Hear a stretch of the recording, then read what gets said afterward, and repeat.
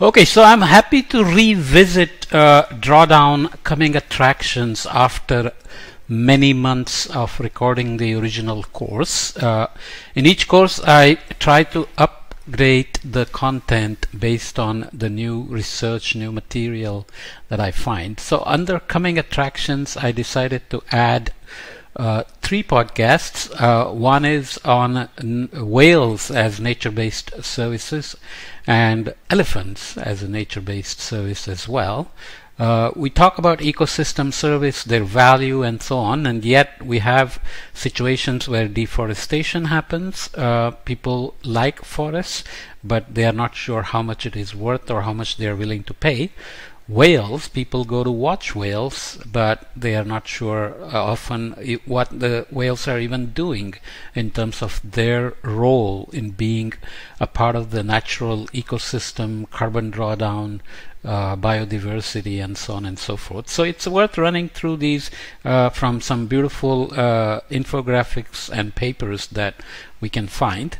So this is a nice image of a whale, which I should know which one it is, but maybe it's a blue whale. So typically there are many species of whales. The biggest one is of course the blue whale, which travels all the way across the equator to the Southern Ocean to feed on krill, and that's the one that has been always used as an example of ecosystem services provided by the whales. To look at some of the numbers, obviously you are aware that whales are being hammered pretty badly by traditional whaling. There have been communities which have lived on whaling up in the Arctic Circle, for example, and they have remained steady over time. You can see here. So they hunt, let's say, less than about 400 whales per year here, going from, this is only for 2005, 6 to 16. So 15, 16 and 16, 17. So the total number of whales that have been killed by humans by year has come down a little compared to, let's say, 2005, 2006, but the numbers are still fairly high. So there is traditional whaling, commercial whaling, and whaling for scientific purposes. There are claims of cultural value and cultural practices by Japanese and Norwegian whalers who do not want to give it up, but that's what human beings always do. Just because something is good for nature doesn't mean we're going to stop perturbing that system, right? Arguments are made that whale is an international public good. Why? We'll see a few infographics to see how that conclusion can be made, and in the end we will also try to put some monetary value on the services by whales, and the numbers are pretty astounding. The question then is, can we really translate that into making people pay for the whale services? Okay, so here are the summer feeding grounds in blue. You can see it's in both hemispheres, very heavy in the Southern Ocean, all the way into the Arctic here. Winter breeding grounds are closer to the lower latitudes, so mid-latitudes to the tropics. And probable resident population, there have been evidences now, or sightings of whales in the Arabian Sea. I'm not sure of in Bay of Bengal. So there is indirect evidence that maybe there is probable resident population in these as well. So here, of course, seasons are for the respective hemispheres. Whales killed throughout the Southern Ocean to near extinction during the 20th century. You can see the numbers, they're pretty astounding. 725,000 fin whales, 400,000 sperm whales, 360,000 blue whales, 200,000 sei whales, 200,000 humpback whales, so a total of more than 2 million, which is not good news considering their numbers now going down. Such massive mammals over time have been a big part of the ecosystem and so-called ecosystem services. So I will run through several such schematics. This one is from Grid Arsenal. So whale carbon and oxygen flux. They are moving nutrients, carbon, waste products, which are a very rich source of iron, for example, which is a very valuable micronutrient in the ocean. A lot of phytoplankton and upper level species like krill depend on iron for their survival and life cycle. Oxygen flux is always critical. So here, schematically speaking, phytoplankton take up atmospheric carbon and release oxygen. Whale pump works in a way where all whales dive underwater to feed and return to the surface to breathe. At the surface, they release buoyant fecal plumes that are rich in nutrients that phytoplankton need to grow. So usually the ocean circulation and mixing tend to bring up the nutrients. So the nutrients that are used by the phytoplankton for photosynthesis sink as the phytoplankton die or grazed and converted into fecal pellets by other species, and that nutrient has to be reformed from organic matter into nutrients like nitrate, iron, phosphorus, and so on, and brought back to the surface. So the biological pump is usually this movement of nutrients by living things, and there is a solubility pump which is related to circulation, upwelling, and mixing. So here the whale pump is diving down and coming back up and eating, of course, wherever it finds food, and come back and produce these so-called fecal plumes or fecal pellets and big blobs, which are full of nutrients that are recycled or remineralized into the water where the phytoplankton need it. So phytoplankton need light and nutrients, obviously.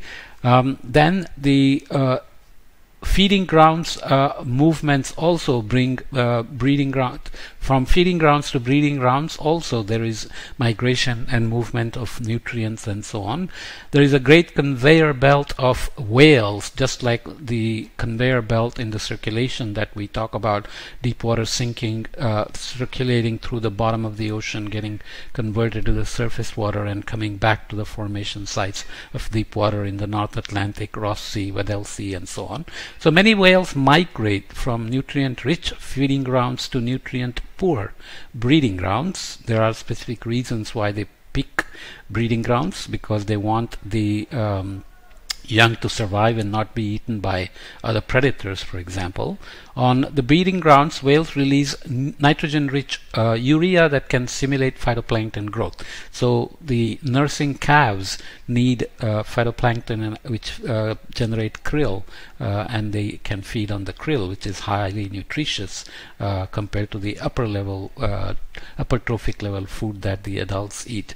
Biomass carbon. All living things are made of carbon and thus serve as a carbon reservoirs throughout their lifespans. The larger and more long-lived the animal, the more carbon is stored. So this is obvious, but even as the whales die and fall to the ground, to the bottom of the ocean, they are taking down massive amounts of carbon with them that then gets sequestered.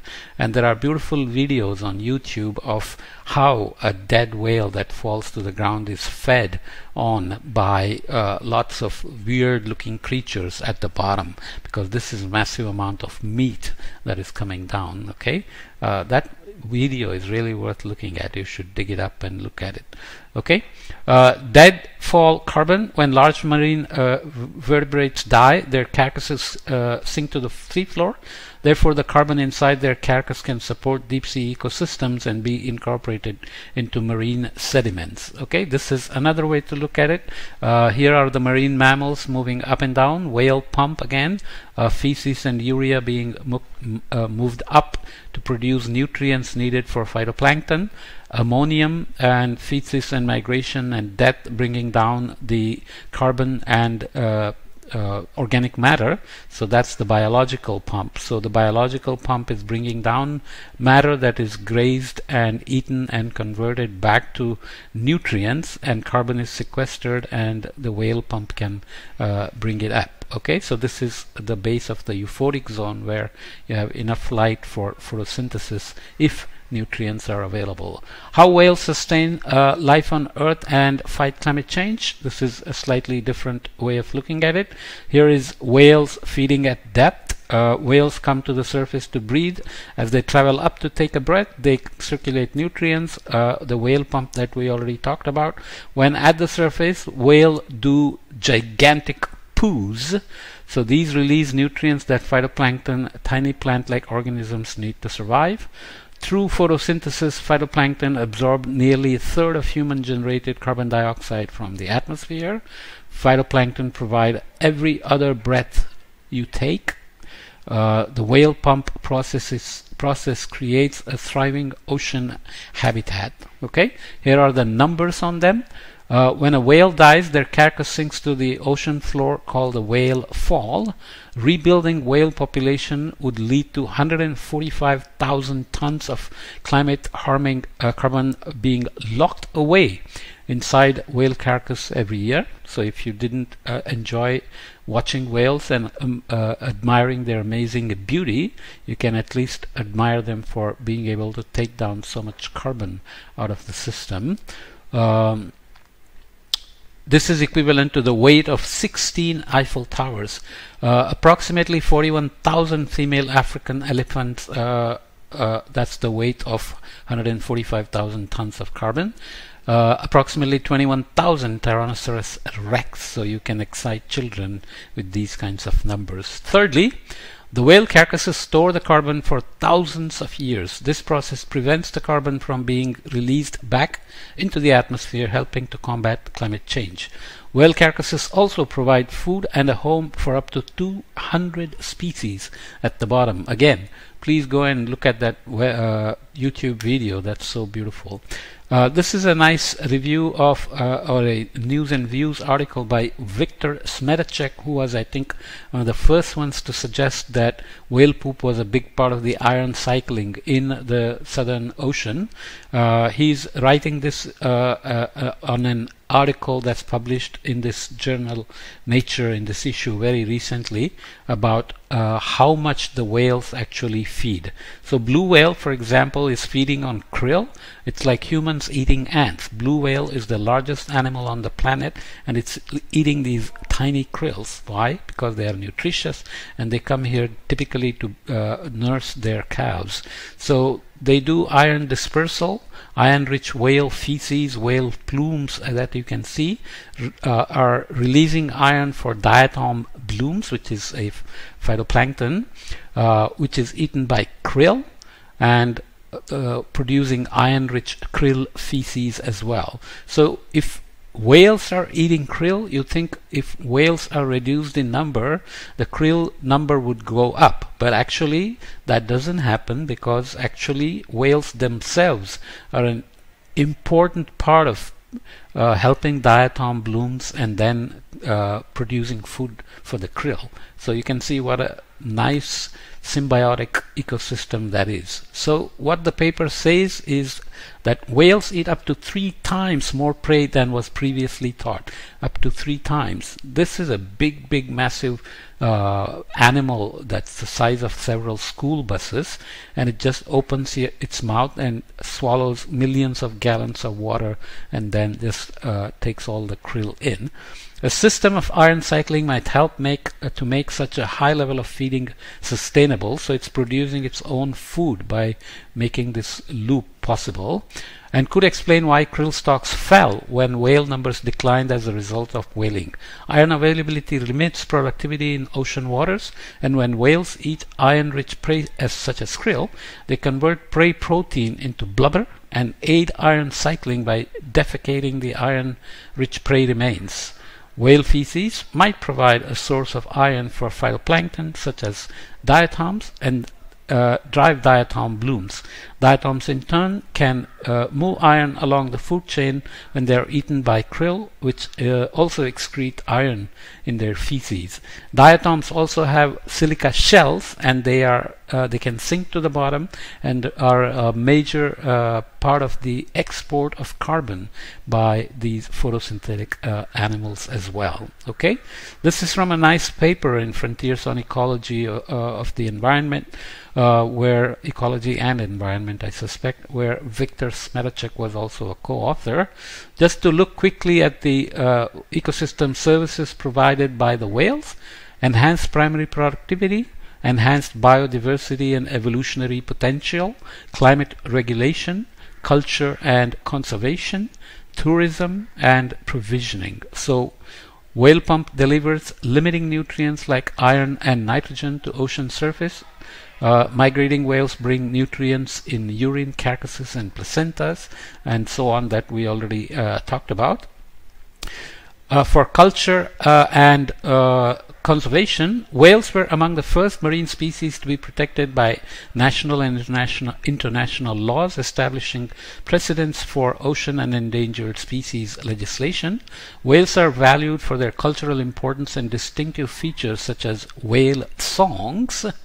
Stranding and fisheries disentanglement responses promote stewardship and concern for the marine environment at large. Research and management programs provide seasonal industries in many communities. Conflict over whaling has promoted a culture of protest and defiance by entities such as Greenpeace and Sea Shepherd. Okay, whale watching is a global industry valued at $2 billion US, and aboriginal and commercial whalings are obviously part of the provisioning. How much is one whale worth? Fishing industry estimated at over 150 billion. Whales contribute to the food web chain and increase fish stocks. Phytoplankton productivity, which is enhanced by whales, captures 37 billion tons of CO2 per year. Whale watching industry estimated at over 2 billion globally, as we said. Each whale sequesters 33 tons of CO2 on average when it dies and sinks to the ocean floor, as we said before. So do you really need more reasons why we need to protect whales and use them for what they are really so good at and so very valuable for? Ecosystem services, biodiversity, cultural value, ecotourism, and natural climate solution, nature-based climate solution. So please take your time, learn more about whales, and do all you can to protect whales and let them grow in number, and let that be a coming attraction.